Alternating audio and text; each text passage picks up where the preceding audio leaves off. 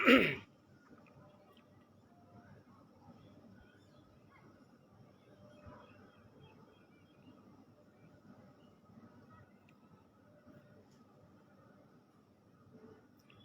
ब्रजेश्वर आज पुनः आपके समक्ष कुछ ऐसे प्रसंग को लेकर आया हूँ लाइव आकर कि आप निश्चित रूप से मुझसे जुड़ें और मेरे द्वारा जो भी प्रसंग आपके निमित्त परोसा जाए व्यंजन के रूप में, आप उसका रसास्वादन करें। और ख़ास करके जब मैं परोसाई करूं, उसके पूर्व आप समस्त महानुभावों को लाइव आकर मैं वंदन कर रहा हूं, अभिनंदन कर रहा हूं, यथायोग्य प्रणामाशीष भी कर रहा हूं। आपको खूब स्वागत है। आइए हमसे जुड़िए और कथा प्रसंग में भाग लीजिए। ऐसे तो मेरा चैनल ये आध्यात्मिक है, जिस चैनल पर हम आपके लिए परोसाई करेंगे वो आध्यात्मिक चैनल ही है। और ये निश्चित रूप से हम इस वीडियो को अपने चैनल पर डाल दूंगा। लेकिन उसके पूर्व आपको आपके लिए जो कुछ भी परोसने जा रहा हूं उसके विषय में दो बातें। सामान्य जन इस बात को नहीं समझते कि जन्म और अवतार दो शब्द है। एक अवतार है, एक जन्म है।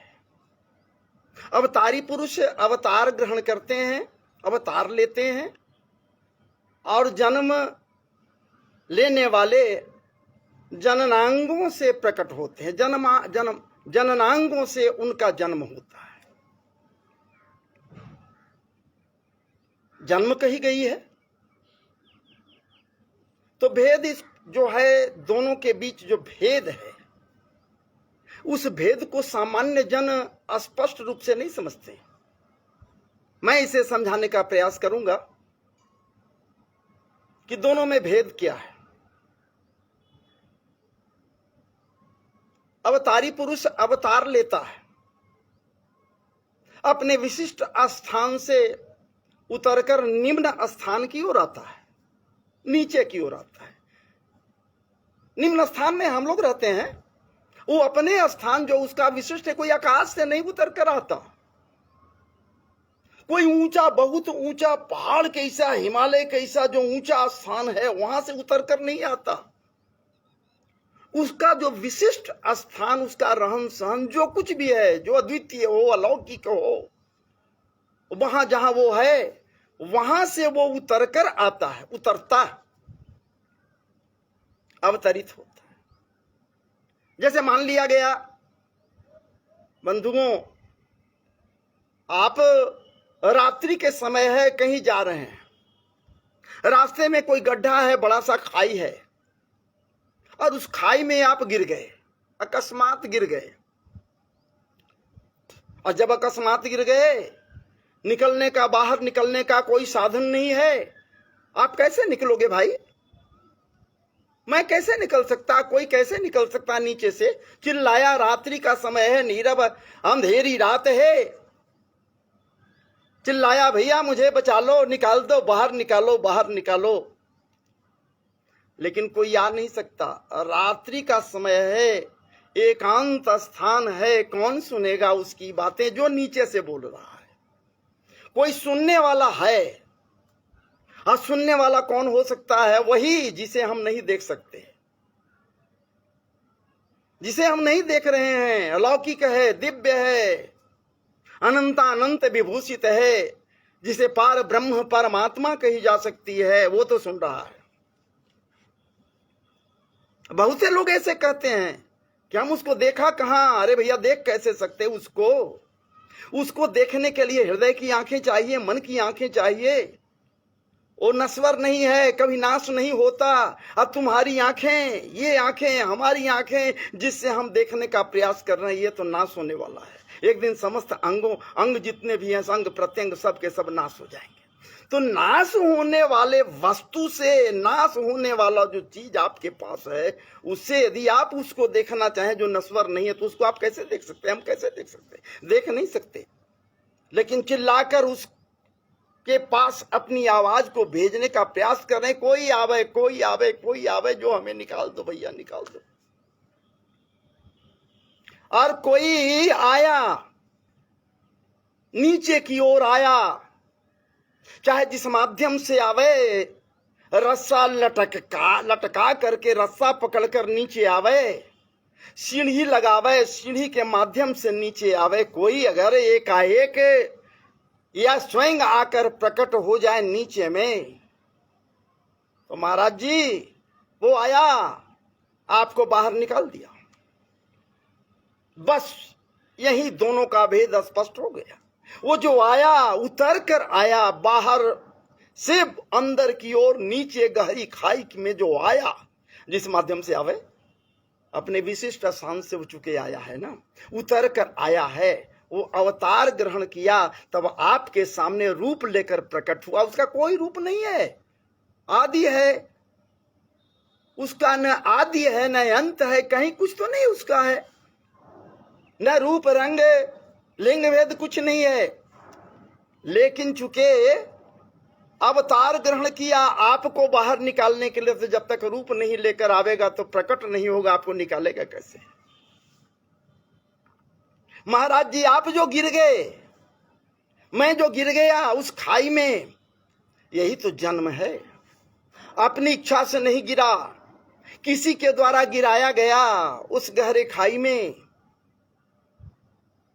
और निकालने वाला बाहर जो आया, वो बाहर से आया, वो अपने मन से आया, अवतरित हुआ। जन्म और अवतार में यही तो भेद है, जिसे मैं स्पष्ट आपके समक्ष करना चाह रहा था लाइव आकर। अब देखिए, प्रसंग में जब चलें तो विचार कीजिए ना, एक से एक अवतरित पुरुष हुए, एक से एक अवतरित हुए, अवतार ग्रहण किए। भागवत जी के रचयिता व्यास देव की बात यदि की जाए, ये व्यास देव एक पद है, व्यास एक पद का नाम है। इनका नाम क्या है? अभी जो व्यास हैं, कृष्ण द्वैपायन, कृष्ण द्वैपायन व्यासदेव,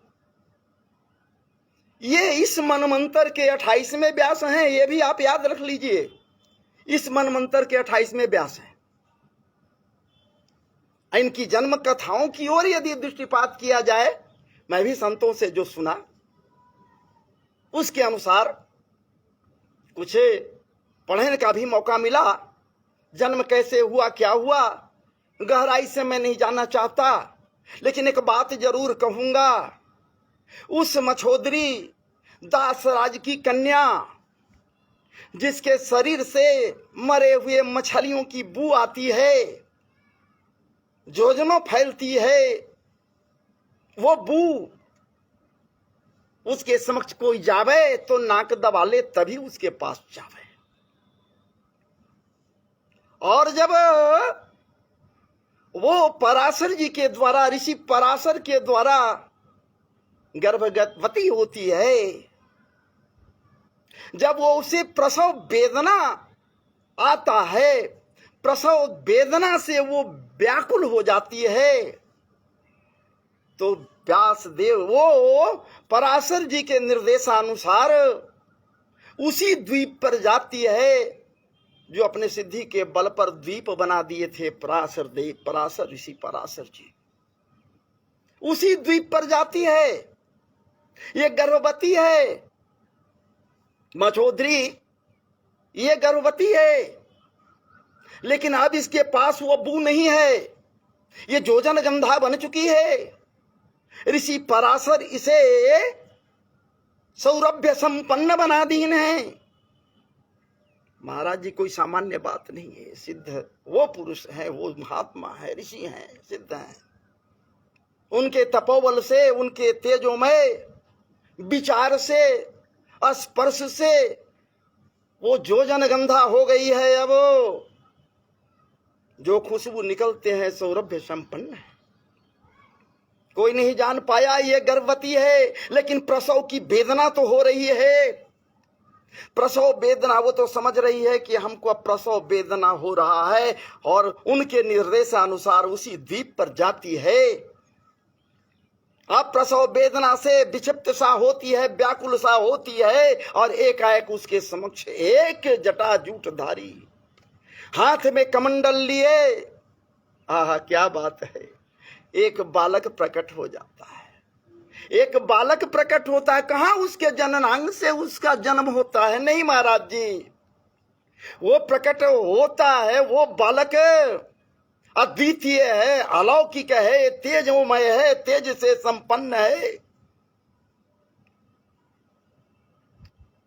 और जब वो प्रकट होता है, वो बालक अपने दोनों हाथों को जोड़कर, आह क्या बात है, उस माता जो जनगंधा के समक्ष जब वो प्रकट होता है, तो ये जो जनगंधा उस कन्या दासराज के कन्या जो है, उसका जो प्रसव वेदना है वो संपन्न हो जाता है, वो समाप्त हो जाता है।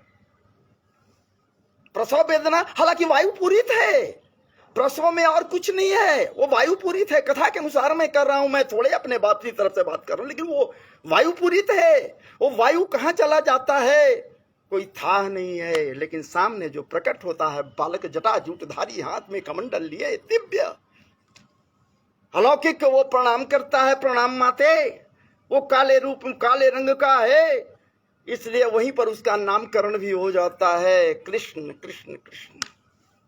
द्वीप पर जन्म हुआ है, द्वीप पर अवतरण हुआ है, वो जन्म नहीं लिया, इसलिए नाम पड़ गया कृष्ण द्वैपायन। और ये कृष्ण द्वैपायन हाथ जोड़कर कहेंगे प्रणाम माते, अब मैं जा रहा हूं तपस्या करने के लिए। बालक है, कह रहा है मैं जा रहा हूं माते तपस्या करने के लिए। अब जब कभी आपको आवश्यकता हो मुझे याद कर लेंगी, मैं आपके सामने प्रकट हो जाऊंगा, उसी तरह जैसे आज आपके सामने प्रकट हुआ। अर्थात वह दिव्य अलौकिक बालक भगवत तेज से संपन्न प्रकट हुआ, अवतरण को प्राप्त हुआ, अवतारी पुरुष हुआ, वो अवतार लेकर कृष्ण द्वैपायन कहलाया। और इस मन मंदिर का 28वें अभ्यास हुआ। एक प्रमाण ये। दूसरा प्रमाण मैं लेकर आ रहा हूं, वो है, क्या बात है, नृसिंह अवतार प्रहलाद जी के समस्त इच्छाओं का मान रखते हुए वो परम ब्रह्म परमात्मा अखिल ब्रह्मांड नायक नर और सिंह के रूप में उस खड़े खंभ से बाहर प्रकट हुआ, अवतार ग्रहण किया। वो ठाकुर जी अवतार ग्रहण किया, उसे विश्वास था आह्लाद जिसके अंदर में है वही तो प्रहलाद है। ऐ मानवों, ऐ लोगों, ऐ मेरे मित्रों, आपके अंदर यदि विश्वास जग जाए, आह्लाद हो जाए, उत्कंठाएं जग जाएं, तो निश्चित रूप से आप भी प्रहलाद हो जाओ। प्रहलाद का मतलब ही आह्लाद है, विश्वास है, श्रद्धा है, ठाकुर जी के प्रति श्रद्धा है। प्रहलाद को इसलिए तो कहा कि इस खड़े खंभ में भी है तेरा ठाकुर, विश्वास के साथ कहा, ये आह्लाद के साथ कहा कि निश्चित रूप से खड़े खंभ में भी मेरा ठाकुर विराजमान। गदा के चोट लगना था हिरण्यकश्यपु का, और वहां पर अवतरित पुरुष नृसिंह अवतार ग्रहण करके प्रकट हो गए। ये एक प्रमाण। दूसरे प्रमाण की आइए न बात, त्रेता में आइए। ऐसे तो बहुत सारे प्रमाण हैं, बहुत से हैं, ठाकुर जी अवतार बहुत सारे ग्रहण किए हैं। 24 अवतार हैं, जिसमें 10 अवतार जिसे कहते हैं प्रमुख है। इसी के अंतर्गत आता है प्रलय पयोधि जले धृतवान शिवेदम बीत वहित्र विचित वहित्र मखेदम के सबधृत मीन शरीर जय जगदीश हरे आदि आदि। लेकिन त्रेता में जो अवतार हुआ प्रभु श्री रामचंद्र का, क्या बात है, प्रसूति गृह में वो है, कौशल्या प्रसूति गृह में है, प्रसव वेदना भी है, न है सो बात नहीं है, कोई नहीं वहां, धाई रहती है, दासियां रहती हैं प्रसूति गृह में, ये प्रसूति के सेवार्थ, लेकिन वहां कोई नहीं, मात्र कौशल्या हैं जो प्रसव वेदना से व्याकुल हैं, और एकाएक चतुर्भुजी रूप में ठाकुर जी प्रकट हो जाते हैं। कहां जन्म की बात होती है, कहां जन्मांग से श्री राम प्रभु का अवतरण हुआ है, जन्म लिए हैं। भय प्रगट कृपाला दीन दयाला कौशल्या हितकारी, हर्षित महतारी मुनि मनहारी, अद्भुत रूप निहारी, ये चतुर्भुजी रूप अद्भुत रूप है। शंख चक्र गदा पद्म धारण किए हुए नारायण प्रभु का अवतार होता, सामने खड़े हो जाते हैं। विचार कीजिए, सोचिए, वो पहले अवतार लिए, अवतरित हुए कहां से, अपने उस उन्नत शिखर से, अपने विशिष्ट स्थान से उतरकर इस निम्न स्थान पर प्रसूति गृह में वो आए।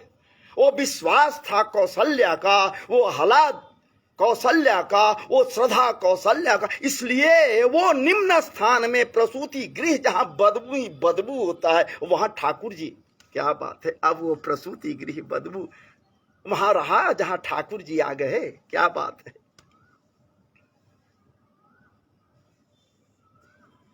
कई कथा सुनाई मात बुधाई बुझाई, अनेक अनेक बातें होती हैं।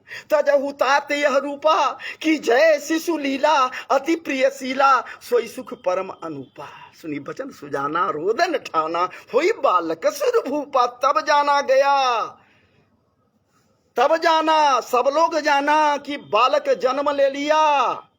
जन्म नहीं अवतार ग्रहण किए, लेकिन जब रोदन ठान दिए, रोना शुरू किए, बालक रूप में हो गए, शैशव अवस्था में उनकी गोद में आ गए, तो फिर हुआ कि बालक जन्म लिया। भैया अवतार और जन्म कहां, जननांग से उनका जो है सो जन्म हुआ है। पुनः आइए द्वापर में कृष्ण की बात, क्या बात है, नटखट नटनागर की बात को ली जाए। जन्म के पूर्व, उनके अवतरण के पूर्व कहां आए, पहले वसुदेव जी के दिमाग में आए, मन में आए, वहां आए, प्रकट हुए, और वहां से वसुदेव जी उनको श्रद्धा से देवकी के गर्भ में आधान किए, गर्भ के ऊपर आधान किए, गर्भगत नहीं हुए, गर्भ पर आधान किए, गर्भ में गए नहीं गए ये बात स्पष्ट पूरी तरह से नहीं हो पाता है, लेकिन गर्भगत हुए कि नहीं, गर्भगत तो एक ही बार हुए हैं, वो उत्तरा के गर्भ में गए हैं। कहां गर्भगत हुए, वो अवतारी बालक सामने प्रकट हो गया। जैसे ही आधान किए वसुदेव जी, गर्भ के ऊपर सामने वो बालक प्रकट हो गया। इस रूप में भैया तमद्भुतं बालकमम्बुजे क्षणं चतुर्भुजं शङ्खगदार्जुदाजुधं श्रीवत्सलक्ष्मङ्गलसौभकौस्तुभं पीताम्बरं सान्द्रपयोदसौभगं। पीताम्बर धारण किए हुए, क्या बात है, अलौकिक अद्भुत अखिल ब्रह्मांड नायक बाल छवि को धारण किए हुए अवतार ले लिए, अवतरित हुए। अभी तक अवतरित हुए हैं, लेकिन प्रकट कब हुए, जब देव की क्या बात है अनुनय की। हे प्रभु, अगर इस चतुर्भुजी रूप में आप मेरे पास रहोगे तो मैं मौका मिलेगा तो आले पर आपको बैठा कर पूजा पाठ करने लगूंगी, धूप अगरबत्ती दीप दिखलाऊंगी। या फिर अभी कहीं जाना चाहोगे वहां भी जाओगे तो जो मैया तेरी होगी वो भी तुझे आले पर बैठा देगी, यदि चतुर्भुजी रूप में रहा। चतुर्भुजम संग गदार जुदाजुहम, अपने आयुधों को धारण किए हुए, शंख चक्र गदा पद्मादि आयुधों को धारण किए हुए यदि रह गए इसी रूप में तो बस ममत्व नहीं मिलेगा, भक्ति तो मिलेगा। लोग तुझे पूजा पाठ करेंगे, धूप दीप अगरबत्ती नैवेद्य से पूजा करने लगेंगे, लेकिन जो उत्तम ममत्व है, बड़भागी मां वही होती है जिसका पुत्र आपके सदृश हो। ममत्व उस पर लुटाने लगती है तो आप बाल छवि में आ जाइए ना। और ठाकुर जी अब प्रकट हुए, लेकिन बाल छवि को धारण करके बाल स्वरूप में आ गए, बालक बन गए, गोद में आ गए, अवतरित हुए, अवतार ग्रहण किए, लेकिन विस्मृत कर दिए। उनको याद भले ही दिला दिए कि आप कौन हैं, मैं कौन था, आप कौन थी, आदि आदि, मैं कब आया, मेरा क्या क्या नाम रहा, और आज आपके समक्ष जो मैं आया हूं 3 जन्मों की इतिहास तो ठाकुर जी बतला दी उनको। उपेंद्र वाली इतिहास जिसमें वामन महाराज के रूप में आए, वो इतिहास बतलाए और इस प्रकार से अपने पूरे के पूरे इतिहास को बताकर सारा कुछ समझा दीन। और ठाकुर जी इनके समक्ष बाल रूप में आ गए। अब आप विचार कीजिए, मैं इसलिए आपके समक्ष इस वीडियो में ये कुछ रखा क्योंकि अध्यात्म से जुड़े हमारे जो बंधु हैं, महानुभाव हैं, मित्र हैं, या आप लोग हैं, या माताएं और बहनें भी हैं, ये सब लोग इस बात को तो जरूर समझते होंगे कि अवतार किसे कहते हैं, जन्म किसे कहते हैं।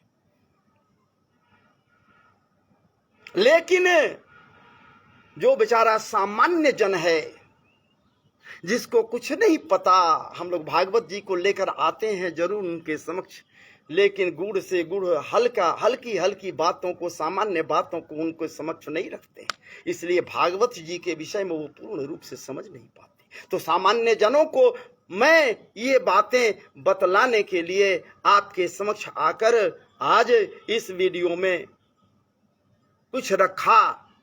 यदि हमसे कोई त्रुटि हो, कोई भूल हुई हो तो एक दास समझकर क्षमा करेंगे। और पुनः अगले वीडियो में मैं आऊँगा आपके समक्ष। हालांकि अभी तो मैं थोड़ा जरूर अस्वस्थ हूँ। उम्मीद मैं करता हूँ कि अगले मंगलवार जो आ रहा है उस दिन अपने दाएं आँख का ऑपरेशन कराना है। ऑपरेशन कराऊंगा, मोतियाबिंद से मैं पीड़ित हूँ, लेकिन फिर भी ठाकुर जी के लीला चर्चा में अपने आप को सदैव लगाए रहता। आपको जानकारी आप विदित है कि सदैव लगाए रहते हैं ठाकुर जी। तो आइए बस ठाकुर जी के नाम लेते हुए श्री राम जय जय राम, श्री राम जय जय राम, श्री राम जय राम। हरे कृष्ण कृष्ण कृष्ण हरे हरे, हरे राम श्री राम राम हरे हरे, हरे कृष्ण कृष्ण कृष्ण हरे हरे, हरे राम श्री राम राम हरे हरे। तो आइए जय जय श्री राधे। अपने वक्तव्य को यहीं विराम दे रहा हूँ और